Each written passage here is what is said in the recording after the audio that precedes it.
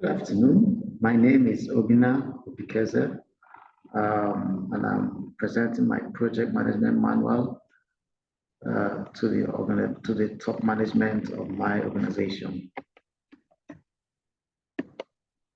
The purpose of this project management manual, of course, is to standardize the way projects will be executed within the organization, provide a guide for project managers on how and their teams on how they will run projects, to ensure that projects are executed in a repeatable form and manner using the various processes and techniques. And of course, ensure that there's a link between the projects and the business strategy of the organization, and to also serve as an onboarding document for project management practice for new entrants into the department. What are the new things we're bringing in through the project manual? In addition to existing practices, we're also recommending the use of a screening matrix and a criteria for project pre-selection. Use of the Microsoft project tool is also something we're recommending. In addition to the way we monitor and control our projects, we'll be recommending the use of the early value management system, and of course, incorporation of the lessons learned and the knowledge management database into our existing structure and system. This presentation is based on the PMBOK, the Project Management Body of Knowledge Standard, and of course, a set of processes, guidelines, and best practices in project management. PMBOK, of course, is divided into 5 process groups and 10 knowledge areas. We have for the 5 process groups, initiating process group, which involves the startup and the beginning of the project. The planning process groups where the activities are planned. Executing process groups where the activities that were planned are now executed, leading to the project being successfully concluded and closed. The monitoring and controlling process groups where all the activities around the execution of the project are monitored and controlled, and where the necessary changes are made to ensure that the final objective of project is achieved. And of course, the closing process group, where the project is officially closed, with the necessary sign-offs done, and the project handed over formally to the users. For the 10 knowledge areas, we have the control knowledge area, the quality control knowledge area. We have the scope knowledge area, the schedule knowledge area, the cost knowledge area, the quality knowledge area, the procurement knowledge area, the resources knowledge area, the communications knowledge area, the risk management knowledge area, and the stakeholder management knowledge area. And all these areas embody, so I think I missed out the integration knowledge area, and all these knowledge areas embody knowledge around the subject area, which are critical and needed to ensure that the projects are executed in such a way that the objectives are realized.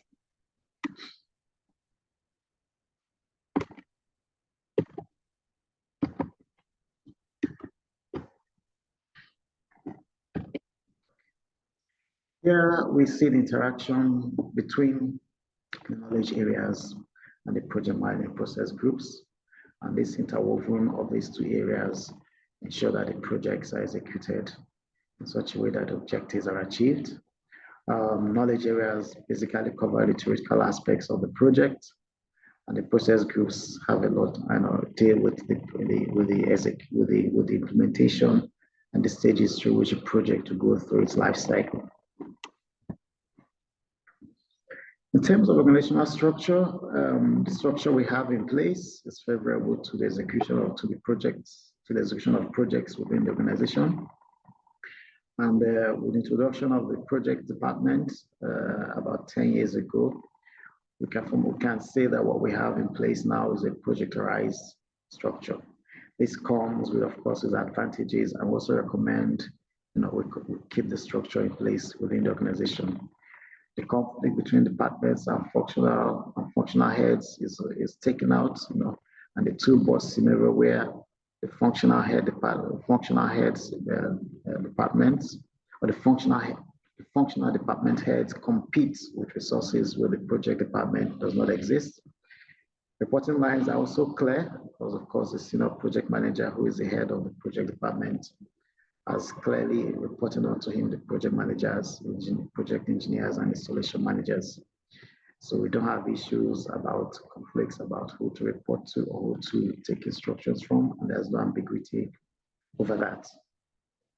It also ensures the optimal use of skills and resources available within the organization and within the project division or department. Also, we have the advantage that we don't need to worry about what happens when the project ends, what happens to the team members, because as it is, the project department is still a big part, it's still a part of the organization. And project team members also have the option of returning back to the functional group, further on or later on in their career. Also part of the project department is the project management office. And for us, this is not fully developed. And currently we just have 2 non-technical staff who take care basically of the documentation and documentation of interactions between the organization and original equipment manufacturers, vendors, and suppliers. Yeah, this is also an area for improvement for us as an organization.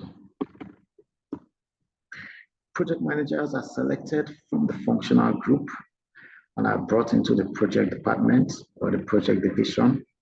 And they are moved from the functional group into the project division, where they work on a full-time basis, reporting directly to the senior project manager. Usually, by rule of thumb, it's not policy. The prospective project manager would have spent about 15 years in the functional role, and this would have given opportunity to go through probably 70 to 80% of the job roles available in the functional department. This comes with the prospective project manager having developed in the process, required technical skills and knowledge in that core area. It's also expected that he would have developed leadership skills as well, and would have understood to a large extent what the strategic and business objectives are of the organization. The way the project department is also structured is that the project managers are assigned to projects directly related to their background or directly related to their to the area where they worked in when they were in the functional section of the department. So a project manager who works in the brewing department or the supply chain division would likely and most likely handle projects that are related to process. The project manager who works on the packaging division, the packaging section or department in the functional group would definitely work as a project manager with projects related to the packaging operations, and the same extends to utilities and also to technological area. Good enough, we're also fully aligned with PMBOK in terms of how our strategy, how the organizational strategy, how project management supports the organizational strategy of the organization. And so at the beginning of the year, usually top management issues a statement about what the focus of the organization will be in that year. And then each division takes that and breaks it down into work plans, into KPIs, which are key performance indications, and action plans, which define how they will work within the year. And of course, with the objective that all these, if they are achieved, will fully support the organizational strategy and the business goals of the company.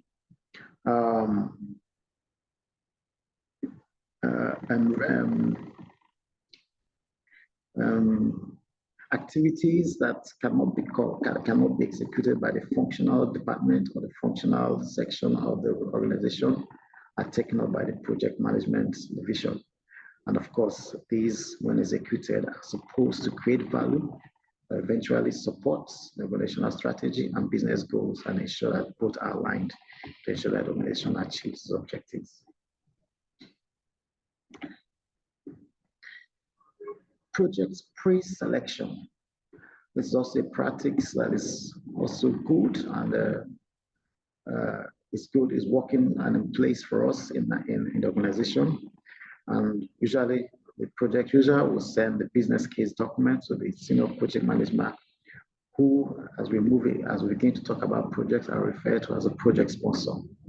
So the project user sends to him the business case, which contains a project justification, giving details about what the project is all about, what the payback time is, why we want to do the project, and high-level cost estimates. With the finance team, the project usually also does the financial calculations and measurements for the net present value and internal rate of return of the project.